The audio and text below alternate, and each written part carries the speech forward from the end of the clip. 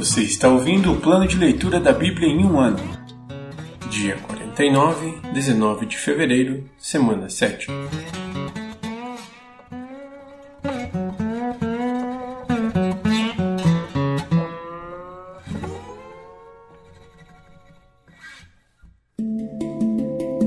Novo Testamento. Livro de Hebreus, capítulo 13. Continuem a amar uns aos outros como irmãos. Não se esqueçam de demonstrar hospitalidade, porque alguns, sem o saber, hospedaram anjos. Lembrem-se dos que estão na prisão, como se vocês mesmos estivessem presos. Lembrem-se dos que são maltratados, como se sofressem os maus tratos em seu próprio corpo. Honrem o casamento e mantenham pura a união conjugal, pois Deus certamente julgará os impuros e os adúlteros. Não amem o dinheiro, estejam satisfeitos com o que têm, porque Deus disse: não o deixarei, jamais o abandonarei. Por isso podemos dizer com toda a confiança: o Senhor é meu ajudador, portanto não temerei. O que me podem fazer os simples mortais? Lembrem-se de seus líderes que lhes ensinaram a palavra de Deus. Pensem em todo o bem que resultou da vida deles e sigam seu exemplo de fé. Jesus Cristo é o mesmo ontem, hoje e para sempre. Portanto, não se deixem atrair por ensinos novos e estranhos. A força de vocês vem da graça de Deus, e não de regras sobre alimentos, que em nada ajudam aqueles que as seguem. Temos um altar do qual os sacerdotes no tabernáculo não têm direito de comer. O sumo sacerdote traz o sangue dos animais para o lugar santo como sacrifício pelo pecado, enquanto o corpo dos animais é queimado fora do acampamento. Da mesma forma, Jesus sofreu fora das portas da cidade, para santificar seu povo mediante seu próprio sangue. Portanto, vamos até ele, para fora do acampamento, e soframos a mesma desonra que ele sofreu, pois não temos neste mundo uma cidade permanente, aguardamos a cidade por vir. Assim, por meio de Jesus, ofereçamos um sacrifício constante de louvor a Deus, o fruto dos lábios que proclamam seu nome, e não se esqueçam de fazer o bem e de repartir o que têm com os necessitados, pois esses são os sacrifícios que agradam a Deus. Obedeçam a seus líderes e façam o que disserem. O trabalho deles é cuidar de sua alma, e disso prestarão contas. Deem-lhes motivo para trabalhar com alegria, e não com tristeza, pois isso certamente não beneficiaria vocês. Orem por nós, pois nossa consciência está limpa e desejamos viver de forma honrada em tudo o que fazemos. Orem especialmente para que eu volte e possa vê-los em breve. E agora, que o Deus de paz, que trouxe de volta dos mortos nosso Senhor Jesus, o grande pastor das ovelhas, e confirmou uma aliança eterna com seu sangue, os capacite em tudo o que precisam para fazer a vontade dele, que ele produza em vocês, mediante o poder de Jesus Cristo, tudo o que é agradável a ele, a quem seja a glória para todos sempre. Amém. Suplico a vocês, irmãos, que prestem atenção naquilo que lhes escrevi nesta breve exortação. Quero que saibam que nosso irmão Timóteo já saiu da prisão. Se ele vier em breve, eu o levarei comigo quando for vê-los. Transmitam minhas saudações a todos os seus líderes e a todo o povo santo. Os irmãos da Itália também mandam lembranças. Que a graça de Deus seja com todos vocês.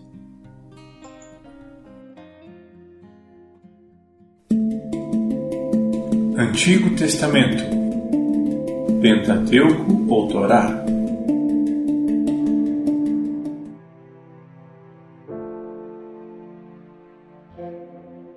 Livro do Êxodo, capítulo 18. Jetro, sogro de Moisés e sacerdote de Midian, soube de tudo que Deus havia feito por Moisés e seu povo, os israelitas, e de como o Senhor os havia tirado do Egito. Moisés tinha mandado Zípora, sua mulher e seus 2 filhos de volta para a casa de Jetro, que os acolheu. O primeiro filho de Moisés se chamava Gerson, pois quando o menino nasceu, Moisés disse: sou forasteiro em terra alheia. O segundo filho se chamava Eliezer, pois Moisés disse: o Deus de meus antepassados foi meu ajudador e me livrou da espada do faraó. Jetro, sogro de Moisés, foi visitá-lo no deserto, levando consigo a mulher e os 2 filhos de Moisés. Quando chegaram, Moisés e o povo estavam acampados perto do monte de Deus. Jetro havia mandado um recado a Moisés, dizendo: eu, seu sogro Jetro, estou indo vê-lo com sua mulher e seus 2 filhos. Então Moisés saiu ao encontro de seu sogro, curvou-se e o beijou. Depois de perguntarem um ao outro se estavam bem, entraram na tenda de Moisés. Ele contou ao sogro tudo o que o Senhor havia feito ao faraó e aos egípcios em favor de Israel. Contou também dos apuros que tinham passado ao longo do caminho e de como o Senhor os tinha livrado de todas as dificuldades. Jetro se alegrou imensamente ao ouvir tudo de bom que o Senhor havia feito por Israel ao libertar o povo das mãos dos egípcios. Louvado seja o Senhor, disse Jetro. Ele os libertou da mão dos egípcios e do faraó. Agora sei que o Senhor é maior que todos os outros deuses, pois libertou seu povo da opressão dos arrogantes egípcios. Em seguida, Jetro, sogro de Moisés, ofereceu um holocausto e outros sacrifícios a Deus. Arão e os líderes de Israel vieram e, na presença de Deus, participaram com ele da refeição. No dia seguinte, Moisés sentou-se para resolver problemas que surgiram entre os israelitas. O povo esperou diante dele, em pé, desde a manhã até a tarde. Quando o sogro de Moisés viu tudo o que ele tentava fazer pelo povo, perguntou: "O que você está fazendo com este povo? Por que você se senta sozinho para julgar e os obriga a ficarem de pé diante de você o dia inteiro?" Moisés respondeu: "O povo me procura para conhecer as decisões de Deus. Quando surge algum problema, eles me procuram e eu resolvo a questão entre as partes em conflito. Informo o povo sobre os decretos de Deus e transmito suas instruções." "O que você está fazendo não é bom", disse o sogro de Moisés. "Você ficará esgotado e deixará o povo exausto. É um trabalho pesado demais para uma pessoa só. Agora ouça-me e escute meu conselho, e Deus esteja com você. Continue a ser o representante do povo diante de Deus, apresentando-lhe as questões trazidas pelo povo. Ensine a eles os decretos e as instruções de Deus. Mostre aos israelitas como devem viver e o que devem fazer.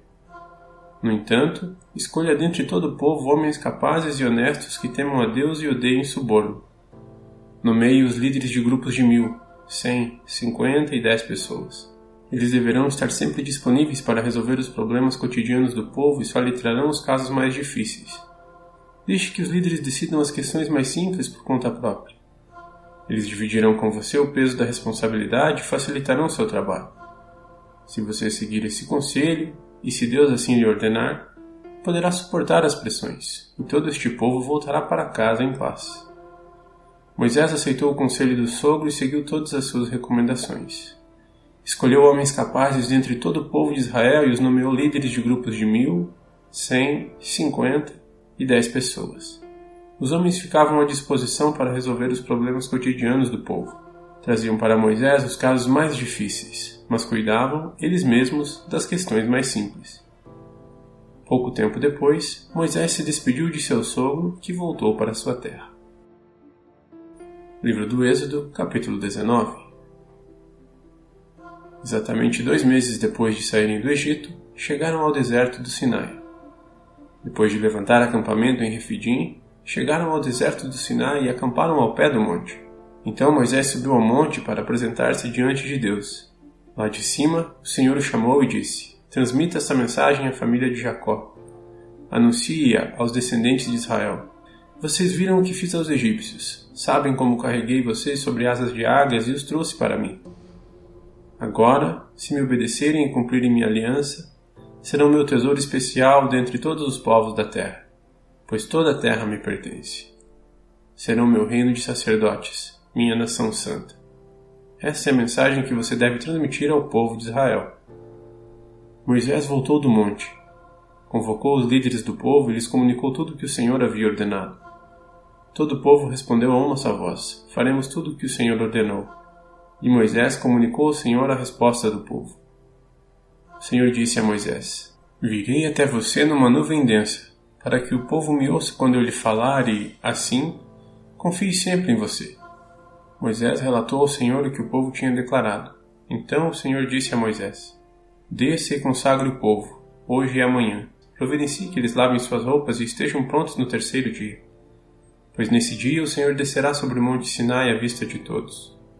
Marque um limite ao redor de todo o monte e avise o povo. Tenham cuidado. Não subam ao monte, nem mesmo toquem o limite. Quem tocar o monte certamente será morto. Ninguém põe a mão na pessoa ou no animal que ultrapassar o limite. Antes, apedreje-o ou atravesse-o com flechas. Quem cruzar o limite não poderá continuar a viver, mas, quando soar o ataque longo da trombeta, povo poderá subir ao monte. Moisés desceu do monte e foi até onde o povo estava. Ele os consagrou.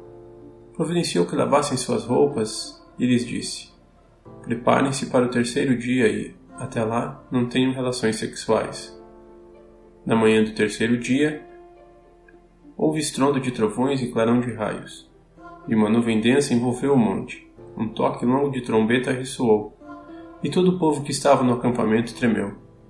Moisés conduziu o povo para fora do acampamento, ao encontro de Deus, e todos pararam ao pé do monte. O monte Sinai estava todo coberto de fumaça, pois o Senhor havia descido em forma de fogo. Nuvens de fumaça subiam ao céu, como de uma imensa fornalha, e todo o monte tremia violentamente. Enquanto o barulho da trombeta aumentava, Moisés falava e Deus respondia com voz de trovão. O Senhor desceu sobre o topo do Sinai e chamou Moisés para o alto do monte, e ele subiu. Então o Senhor disse a Moisés: Desça e alerte o povo que não ultrapasse o limite para ver o Senhor. Do contrário, muitos morrerão. Até mesmo os sacerdotes, que se aproximam do Senhor, deverão purificar-se para que o Senhor não os destrua. Moisés respondeu ao Senhor: Mas o povo não pode subir ao monte Sinai. Tu já nos advertiste. Marque um limite ao redor de todo o monte para separá-lo como lugar sagrado. O Senhor, porém, disse: Desça do monte e depois suba de novo, acompanhado de Arão. Enquanto isso, não permita que os sacerdotes nem o povo ultrapassem o limite para se aproximar do Senhor. Do contrário, ele os destruirá. Moisés desceu até onde o povo estava e lhes comunicou o que tinha sido dito.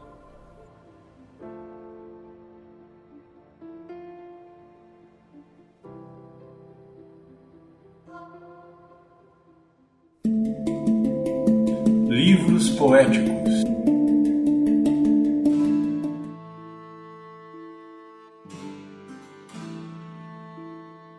Livro de Provérbios, capítulo 8. Escutem, pois a sabedoria chama. Ouçam, porque o entendimento levanta a voz. No alto dos montes, junto ao caminho, a sabedoria se coloca nas encruzilhadas, ao lado das portas da cidade. Na entrada, ela anuncia: A vocês eu clamo, a todos vocês.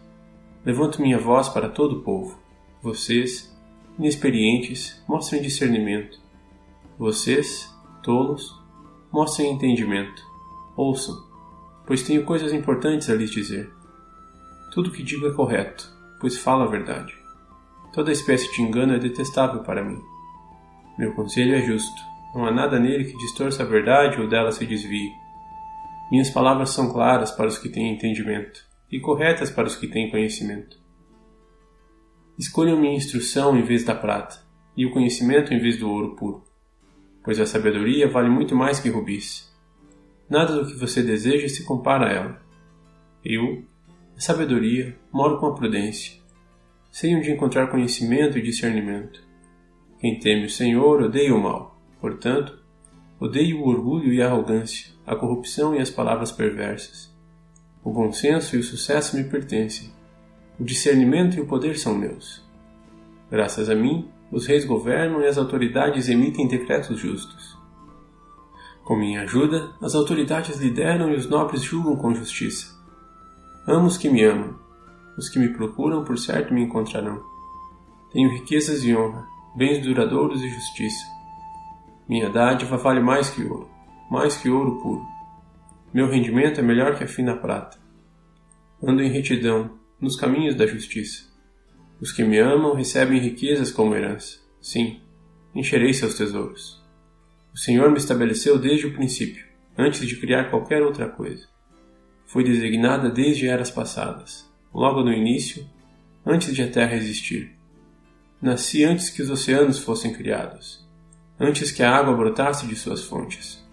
Nasci antes de serem formados os montes, antes de existirem as colinas. Quando ele ainda não havia feito a terra e os campos, nem o primeiro punhado de terra. Eu estava lá quando ele estabeleceu o céu, quando traçou o horizonte sobre os oceanos. Estava lá quando ele pôs as nuvens no alto, quando estabeleceu fontes nas profundezas da terra. Estava lá quando ele determinou os limites do mar, para que não avançasse além de suas divisas. E quando ele demarcou os alicerces da terra, Eu estava ao seu lado como arquiteto. Eu era sua alegria constante, sempre exultando em sua presença. Como me alegrei com o mundo que ele criou, como exultei com a humanidade. Por isso, meus filhos, ouçam-me, pois todos que seguem meus caminhos são felizes. Ouçam minha instrução e sejam sábios, não a desprezem. Felizes os que me ouvem, que ficam à minha porta todos os dias, esperando por mim na entrada de minha casa. Pois quem me encontra, encontra a vida e recebe o favor do Senhor. Quem não me encontra, prejudica a si mesmo. Todos que me odeiam amam a morte.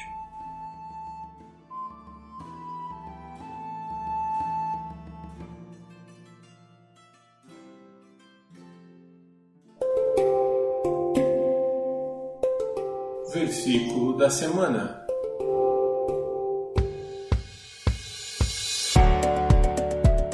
Sobre tudo que se deve guardar, guarda o teu coração, porque dele procedem as saídas da vida. Provérbios 4, 23. Sobre tudo que se deve guardar, guarda o teu coração, porque dele procedem as saídas da vida. Provérbios 4, 23. Sobre tudo que se deve guardar, guarda o teu coração, porque dele procedem as saídas da vida. Provérbios 4, 23.